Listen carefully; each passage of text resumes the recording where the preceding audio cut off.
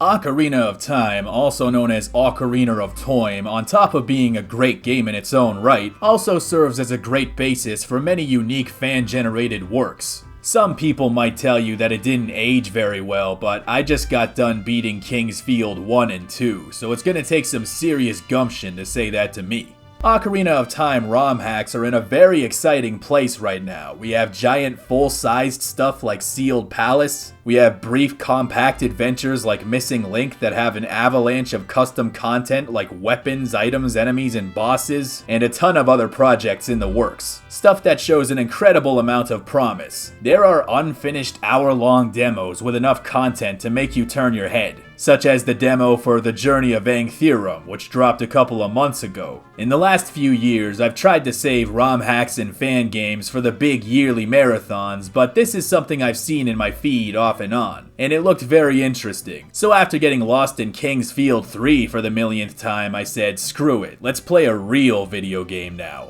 And it turns out, yeah, it is very interesting. I'm keeping it brief today because it's a short demo and I don't want to spoil literally everything, but the thesis statement is that the game is real fun.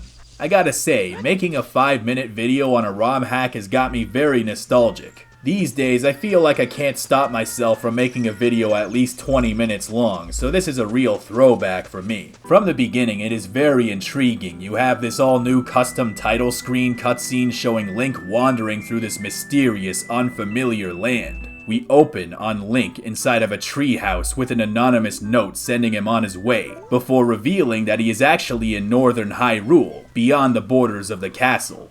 Outside of playing the game, I haven't done any research on what the story is, but that opening 2 minutes alone manages to tell you quite a bit without talking your ear off, and it's always great to see that. There are some noticeable peculiarities with this one. The sensibilities in both game design and visual attitude often seem very unique to this game, and it shines through even in its unfinished state. Stepping out of the starting area and being greeted with these fixed camera angles, it creates these picturesque moments where you just gotta stop and go, damn, this game is pretty. The purple flora and fauna, the brooding architecture, and seeing the light beams coming through the window and actually reflecting off the floor. There are standout moments like that makes this game feel like its own thing. I love this cramped little room that just shows you a small key through a window.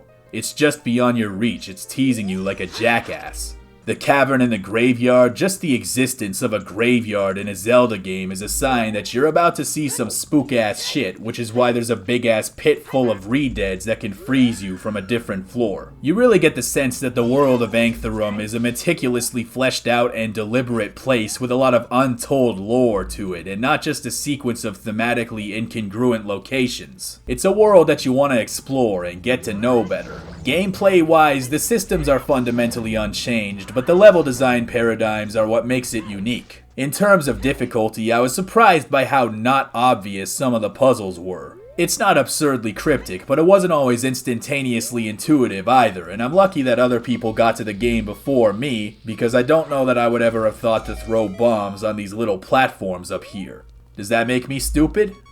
Probably.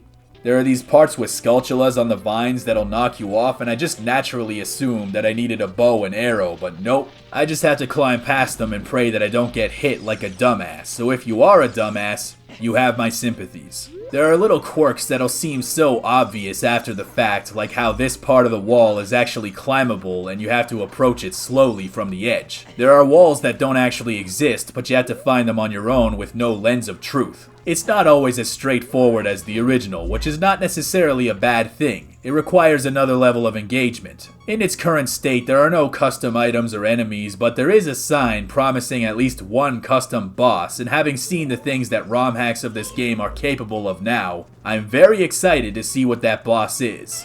Angtherum is a brief demo that can be completed in a little over an hour, but there is a lot of neat stuff in here that serves as an appetizer to what I predict will one day be something very unique and memorable. So that's another one to keep an eye out for. And with that, thank you so much for watching my video.